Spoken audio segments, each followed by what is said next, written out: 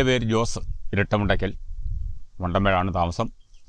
ഞാൻ ഒസാഡിൽ ജോലി ചെയ്യുന്നു, ഫീൽഡ് ആനിമേറ്ററായിട്ട്. ഒസാഡ് വികലാംഗരെ, മാനസിക രോഗം അനുഭവിക്കുന്നവരെ, കർഷകരെ, കുട്ടികളെ, ഇവരുടെ മേഖലയിലാണ് പ്രവർത്തിച്ചു വരുന്നത്.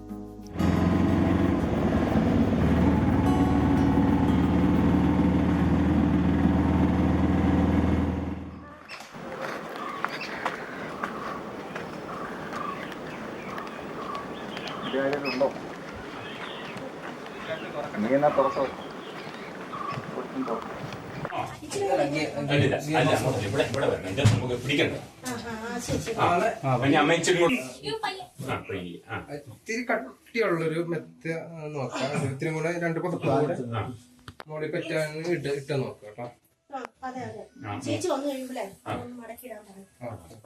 ഇങ്ങനെ ഭവന സന്ദർശനങ്ങൾ നടത്തി കഴിയുമ്പോൾ കിടപ്പ് രോഗികളായിട്ടുള്ള നിരവധി ആൾക്കാരെ കാണുവാനായിട്ട് സാധിച്ചു. ഈ വണ്ടമേട് പഞ്ചായത്തിൽ തന്നെ, അല്ലെങ്കിൽ ഞങ്ങളുടെ പ്രവർത്തന മേഖലയിൽ തന്നെ ഏതാണ്ട് 1000-ഓളം അടുത്ത് കിടപ്പ് രോഗികളായിട്ടുള്ള ആൾക്കാരുണ്ട്. ഈ വണ്ടമേട് പഞ്ചായത്തിൽ തന്നെ 200-ഓളം അടുത്ത് കിടപ്പ് രോഗികളുണ്ട്. ഇവർക്കൊക്കെ സ്വയം എഴുന്നേൽക്കാനായിട്ടോ നടക്കുവാനായിട്ടോ സാധിക്കത്തില്ല. മറ്റുള്ളവരുടെ സഹകരണത്തോടുകൂടി മാത്രമേ ചെയ്യാൻ പറ്റുകയുള്ളൂ. അങ്ങനെയാണപ്പോൾ ഈ ഒരു സ്കീമിനെക്കുറിച്ച് ഞങ്ങൾ അറിയുകയും ഫീൽഡ് ഞങ്ങൾ വർക്ക് ചെയ്യുകയും അതോടൊപ്പം തന്നെ ഞങ്ങൾക്കുള്ള സപ്പോർട്ട് ഏറ്റവും കൂടുതൽ കിട്ടിയത് അംഗൻവാടി ടീച്ചേഴ്സ്, ആശാ വർക്കർമാർ, പഞ്ചായത്ത് മെമ്പർമാർ, ഞങ്ങൾക്ക് കർഷക ഗ്രൂപ്പുകളുണ്ട്. ആ ഗ്രൂപ്പുകളിൽ നിന്നുള്ള ആൾക്കാരുടെ സപ്പോർട്ടോടുകൂടിയാണ് ഞങ്ങൾക്ക് ഇത് ചെയ്യുവാനായിട്ട് സാധിച്ചത്. എൻ്റെ പേര് ബിന്ദു. ഞങ്ങൾ താമസിക്കുന്ന സ്ഥലം, ഈ സ്ഥലത്തിൻ്റെ പേര് പുളിയമല. അമ്മച്ചിയുടെ പേര് ചിന്നമ്മ. സ്ട്രോക്ക് വന്നിട്ട് 2.5 വർഷമായി.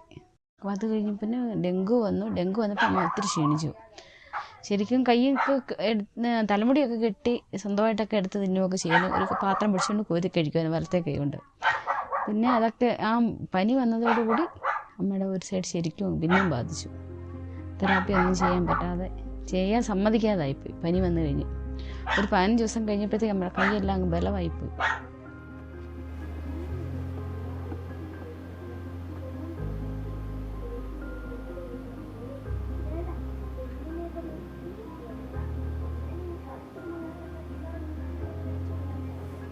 ചിലപ്പം 10 മിനിറ്റ് ഇങ്ങനെ മറിഞ്ഞ് അങ്ങോട്ട് വീഴുന്ന സമയത്ത് ഒരു 10 മിനിറ്റ് ഇടവിട്ട് എന്നെ നേരെ ഇരുത്താൻ പറയും.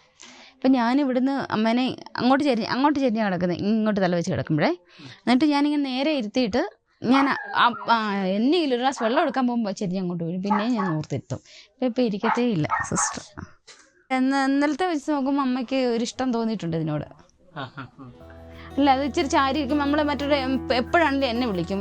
ഞാൻ ഇച്ചിരി നേരം അങ്ങോട്ട് പോയാൽ പിള്ളേരോട് എന്തെങ്കിലും പറയാൻ പോയാൽ ഉടനെ വിളിക്കും, അല്ലെ കരയും.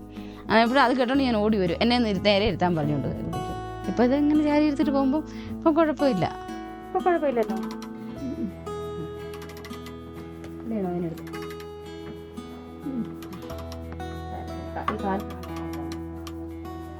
ഇപ്പൊ എന്ത് തോന്നുന്നു? ഇപ്പൊ അതിനെടുക്കണ്ടോ? ഇല്ല, ഇങ്ങനെ കിടന്നാ മതി. നീ താഴ്ത്തണോ?